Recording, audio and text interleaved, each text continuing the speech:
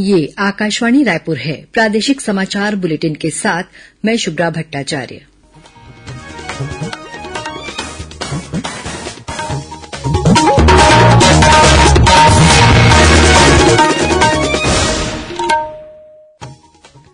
और अब पेश है आज के मुख्य समाचार।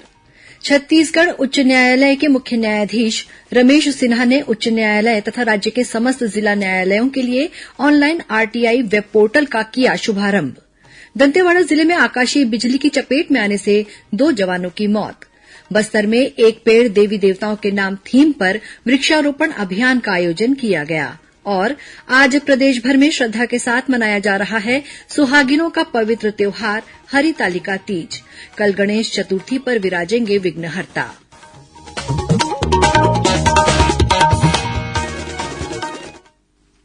अब समाचार विस्तार से।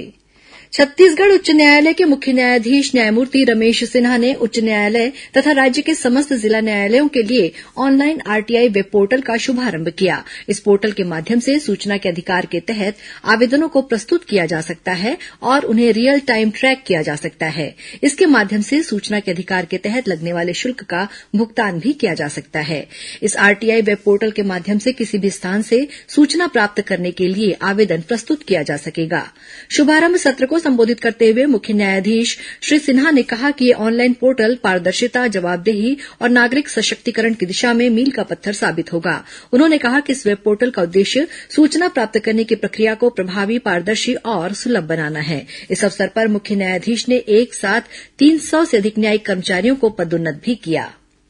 भारतीय जनता पार्टी का सदस्यता अभियान आज से मतदान केन्द्र स्तर पर भी शुरू हो गया है। मतदान केन्द्रों में सदस्यता अभियान के शुभारंभ कार्यक्रम के मौके पर मुख्यमंत्री विष्णुदेव साय रायपुर उत्तर विधानसभा क्षेत्र के खमारडीह मंडल में प्रदेश भाजपा अध्यक्ष किरण सिंहदेव, जगदलपुर विधानसभा क्षेत्र के जगदलपुर मंडल में और प्रदेश संगठन महामंत्री पवन साय रायपुर ग्रामीण विधानसभा क्षेत्र के माना कैंप क्षेत्र में स्थित टीटी कॉलोनी मतदान केन्द्रों पर उपस्थित रहे। इस मौके पर मुख्यमंत्री श्री साय ने कहा कि आज से बूथ स्तर पर सदस्यता अभियान का शुभारंभ हुआ है। यह अभियान 2 महीने तक चलेगा। इस अभियान को जिला मंडल और बूथ स्तर पर चलाया जाएगा। इसके तहत पार्टी द्वारा 50 लाख सदस्य बनाने का लक्ष्य रखा गया है। केन्द्र सरकार ने आमदनी और योग्यता आधार पर आधारित राष्ट्रीय छात्रवृत्ति योजना के अंतर्गत वर्ष 2024-25 के लिए चुने हुए प्रतिभाशाली विद्यार्थियों के लिए आवेदन करने की समय सीमा इस महीने की 30 तारीख तक बढ़ा दी है। केंद्रीय शिक्षा मंत्रालय ने कहा है कि इस योजना के अंतर्गत आर्थिक दृष्टि से कमजोर वर्गों के प्रतिभाशाली विद्यार्थियों को छात्रवृत्ति प्रदान की जाती है ताकि कक्षा 8 के बाद स्कूली शिक्षा बीच में छोड़ने की समस्या पर रोक लगाई जा सके। केंद्रीय राज्य मंत्री तोखन साहू दक्षिण पूर्व मध्य रेलवे द्वारा आयोजित समीक्षा बैठक में शामिल हुए। इस बैठक में रेलवे के बिलासपुर मंडल के तहत आने वाले लोकसभा क्षेत्रों के सांसदों के साथ ही रेलवे के वरिष्ठ अधिकारी भी उपस्थित थे। इस अवसर पर केंद्रीय राज्य मंत्री ने कहा कि कोविड के दौरान कुछ स्टेशनों में ट्रेनों के स्टॉपेज को स्थगित कर दिया गया था। अब आमजनों की सुविधा को ध्यान में रखते हुए उन स्टेशनों पर ट्रेनों का स्टॉपेज फिर से शुरू होना चाहिए। जगदलपुर के महारानी अस्पताल में संचालित अन्नपूर्णा रसोई घर के मॉडल को अन्य जिलों में लागू किया जाएगा। ये निर्देश स्वास्थ्य मंत्री श्याम बिहारी जायसवाल ने आज महारानी जिला अस्पताल के निरीक्षण के दौरान दिए। स्वास्थ्य मंत्री बस्तर जिले के प्रवास पर हैं। इस अवसर पर स्वास्थ्य मंत्री की अध्यक्षता में स्वशासी समिति की बैठक आयोजित की गई। बैठक में श्री जायसवाल ने नवीन सुपर स्पेशियलिटी अस्पताल का निर्माण कार्य 2 महीने में पूर्ण करने के निर्देश दिए हैं। उन्होंने इस अस्पताल के निर्माण के लिए 10 करोड़ रूपये की अतिरिक्त राशि की भी स्वीकृति प्रदान की है। दंतेवाड़ा जिले में आकाशीय बिजली की चपेट में आने से 2 जवानों की मौत हो गई है। मिली जानकारी के अनुसार बारसूर में संचालित नक्सल विरोधी प्रशिक्षण केंद्र में आकाशीय बिजली गिरने से केंद्रीय रिजर्व पुलिस बल सीआरपीएफ 111वीं बटालियन के 2 जवान महेंद्र कुमार और एस शहुअट आलम गंभीर रूप से घायल हो गए। दोनों घायल जवानों को इलाज के लिए तत्काल एम्बुलेंस से जिला अस्पताल दंतेवाड़ा लाया गया, जहां डॉक्टरों ने जांच के बाद उन्हें मृत घोषित कर दिया। इनमें से एक जवान उत्तर प्रदेश का, वहीं दूसरा झारखंड का रहने वाला था।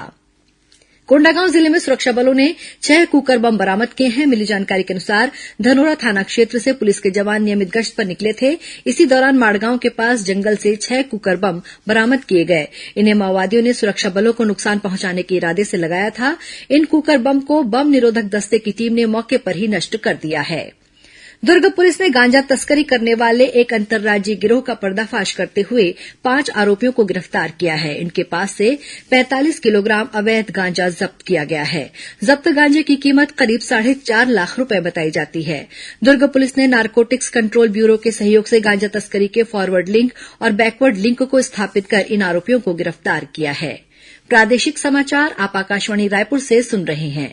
छत्तीसगढ़ की खबरों से है आपका वास्ता और खबरों की विश्वसनीयता से है हमारा वास्ता।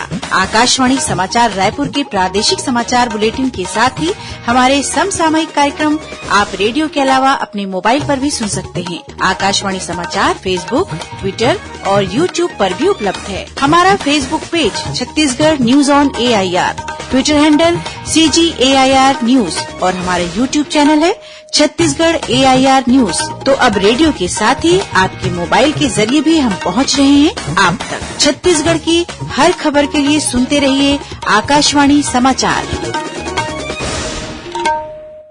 और अब आगे बढ़ते हैं बाकी के समाचारों की ओर। श्रोताओं, प्रादेशिक समाचार एकांश का समसामयिक विषयों पर आधारित कार्यक्रम बातों बातों में इस बार राष्ट्रीय शिक्षक सम्मान से सम्मानित दुर्ग जिले की शिक्षिका के शारदा से ली गई भेंटवार्ता प्रसारित की जाएगी।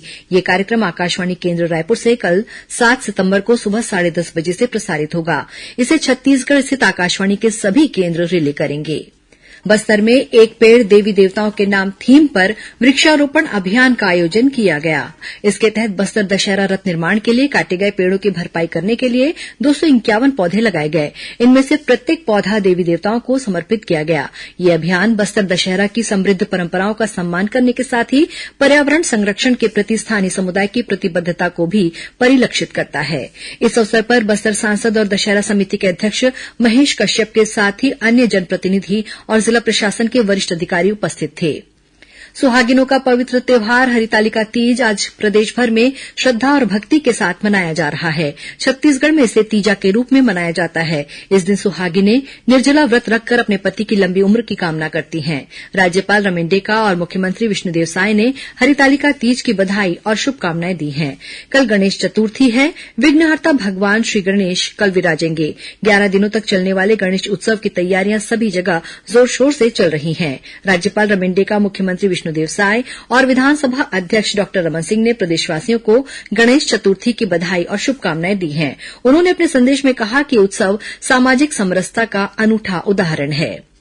रायगढ़ के रामलीला मैदान में कल 7 सितंबर से चक्रधर समारोह शुरू होगा। कल शाम करीब 5:30 बजे मुख्यमंत्री विष्णुदेव साय रामलीला मैदान में इस समारोह का शुभारंभ करेंगे। समारोह के पहले दिन जानी मानी शास्त्रीय नृत्यांगना और अभिनेत्री पद्मश्री हेमा मालिनी नृत्य नाटिका राधा रासबिहारी की प्रस्तुति देंगी।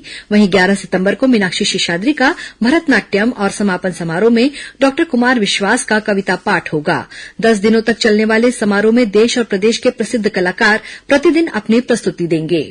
और अब कुछ खबरें संक्षेप में। उप मुख्यमंत्री अरुण साव ने कल मुंगेली जिले के लोरमी में नगर पालिका द्वारा किए जाने वाले 4 करोड़ 70 लाख रुपए की लागत के 80 से अधिक कार्यों का भूमि पूजन किया।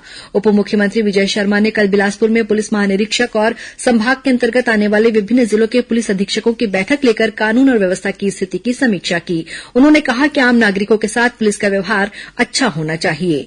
सक्ती में महिला बाल विकास मंत्री तथा जिले के प्रभारी मंत्री लक्ष्मी राजवाड़े और सांसद कमलेश जांगड़े के साथ ही जिला प्रशासन के अधिकारियों ने कलेक्टोरेट कार्यालय परिसर में स्वच्छता ही सेवा अभियान में शामिल होकर साफ सफाई की और स्वच्छता का संदेश दिया।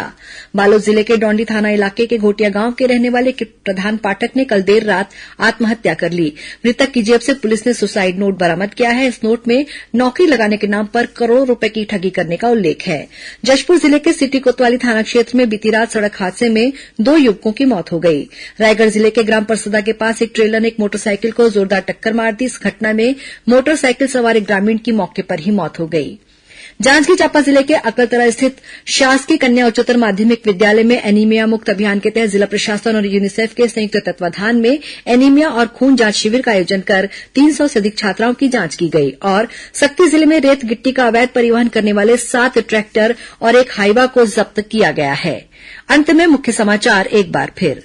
छत्तीसगढ़ उच्च न्यायालय के मुख्य न्यायाधीश रमेश सिन्हा ने उच्च न्यायालय तथा राज्य के समस्त जिला न्यायालयों के लिए ऑनलाइन आरटीआई वेब पोर्टल का किया शुभारंभ। दंतेवाड़ा जिले में आकाशीय बिजली की चपेट में आने से 2 जवानों की मौत। बस्तर में एक पेड़ देवी देवताओं के नाम थीम पर वृक्षारोपण अभियान का आयोजन किया गया। और आज प्रदेश भर में श्रद्धा के साथ मनाया जा रहा है सुहागिनों का पवित्र त्योहार हरितालिका तीज। कल गणेश चतुर्थी पर विराजेंगे विघ्नहर्ता। इसी के साथ प्रादेशिक समाचार बुलेटिन समाप्त हुआ। नमस्कार।